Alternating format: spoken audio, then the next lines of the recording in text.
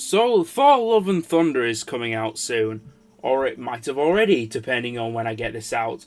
And in between footage of Natalie Portman's dubious arms and the Miles Morales Thor comic, things aren't looking so good right now for the God of Thunder. So in the hope to drag some optimism out of this, and to try and unpack what's gone on with Thor's character arc leading into the new film, let's look back at the original 3 Thor films, as well as a quick recap of the last 2 Avengers films. To start off, we've got Thor from 2011, which, if I had to sum it up in a few words, is a film that manages to both build up a successful character in Thor Odinson and then subsequently break him down in order to reconstruct him as a greater hero by the end. It's like how Walter White puts it in Breaking Bad. It is growth, then decay, then transformation.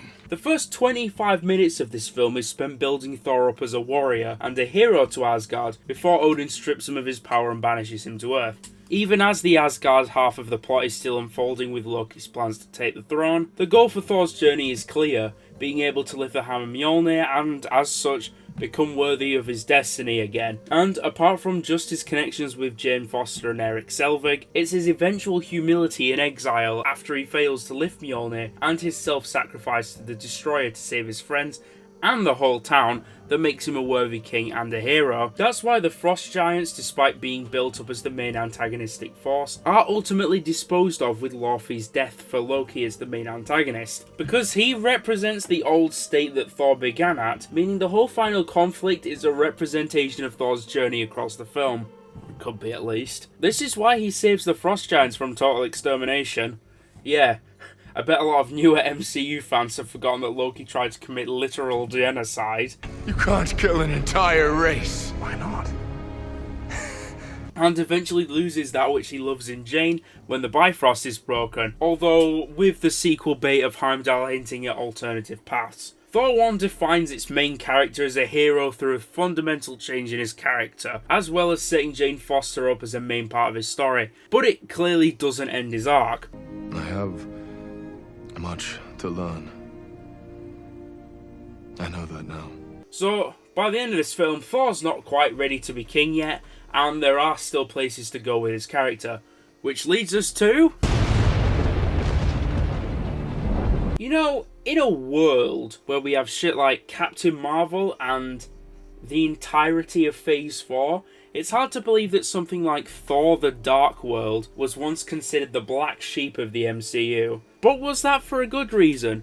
Well, with Thor now as a part of the world's mightiest heroes, he opens the film by living up to that role by keeping the peace across the 9 realms, following the collapse of the Bifrost and Loki's schemes in the Avengers. But whilst Thor undertakes to stop the Dark Elves and their plan to darken the universe with the Ether, his central character story in this film is that of his relationship with Jane Foster. It's her finding of the Ether that sets off his involvement in the plot, along with Asgard's invasion by the remaining Dark Elves. As this results in Frigga's murder by Malekith, the film also shows a deconstruction of Thor's world in order to produce growth in the aftermath. This event also helps to explore the development of Thor and Loki's relationship, as they both seek revenge, which concludes with a sort of reconciliation in their working together, and another fake-out Loki death. Overall though, Thor the Dark World basically just continues the messaging of the first film, reaffirming Thor as a hero who now doesn't want the throne, at least for the time being. So it seems like the nondescript plot mirrors the rest of the film too, particularly in its treatment of the main character. Now it's time for the solo film of Thor's that I have seen before,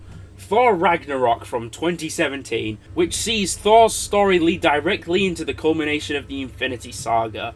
Although this has been the last solo film, Ragnarok can also be seen as a middle movie between the establishment of Thor's character and what happens to him in Infinity War and Endgame.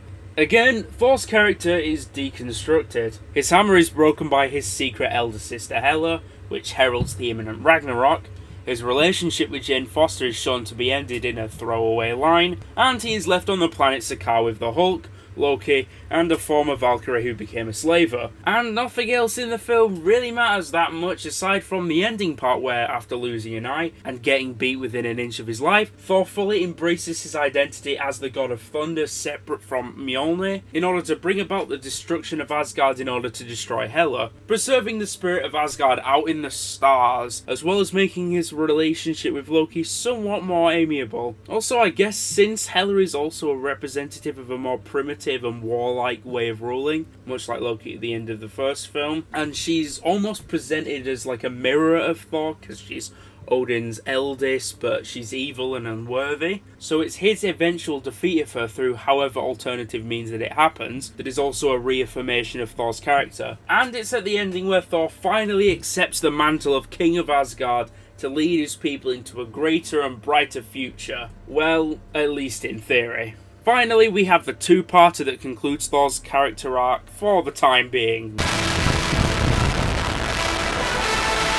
Infinity War begins where Ragnarok left off, but a little bit after. By the time the Guardians of the Galaxy show up to rescue Thor, half of the Asgardians are dead. How the other escaped, I have no idea. Loki is killed by being stupid, Heimdall dies, and Hulk loses to Thanos before being sent to Earth. So Thor's main motivation is obviously to kill Thanos for revenge, which he does by heading to the Nidavellir Forge to get a new weapon. On the way there though, it seems that all of the shit from the previous films has finally caught up to him, as he seems unsure what he'll do if he isn't the one to kill Thanos. Every one of them would have rather killed me, but none succeeded.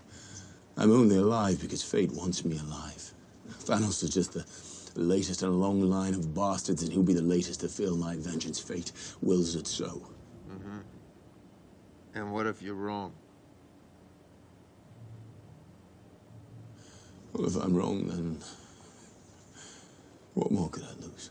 The weapon forges the axe Stormbringer after Thor suffers the heat of a collapsing star, allowing him to enter the Battle of Wakanda and eventually deal what seems to be the finishing blow to Thanos in revenge for Loki. But of course, he fails. You should have gone for the head.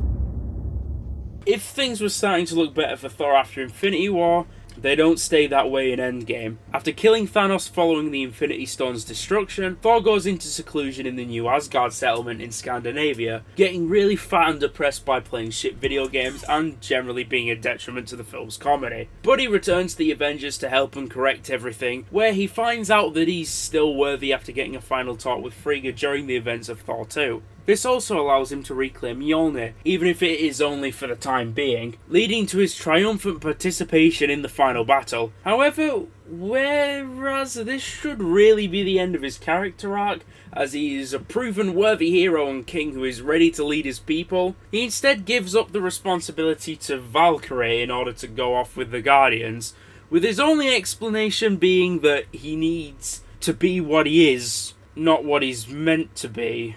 Even though he was literally that at the end of Ragnarok. It's what he was. He just needs to be that. And as far as I'm concerned, as a former alcoholic and slaver, I doubt Valkyrie will make a great leader, really. And what is the final Thor appearance in this epic Infinity Saga? A dick measuring contest with the grieving Star-Lord, whose character arc is probably more compelling by this point. So yeah, that's been Thor's character arc across the MCU so far. From a warrior to a hero to continued hero, then to not really a hero, and now he's trying to find out that he's a hero again, I think.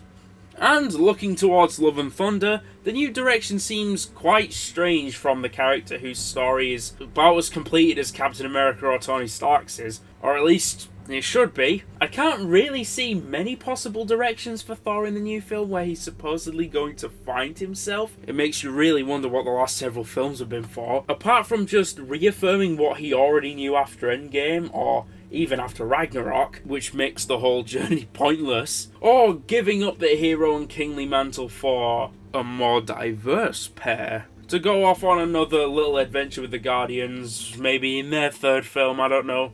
Or he could just die. Or Jane Foster could just die. I guess that's the big mystery of Thor 4, really. Just how badly are they going to mess this up?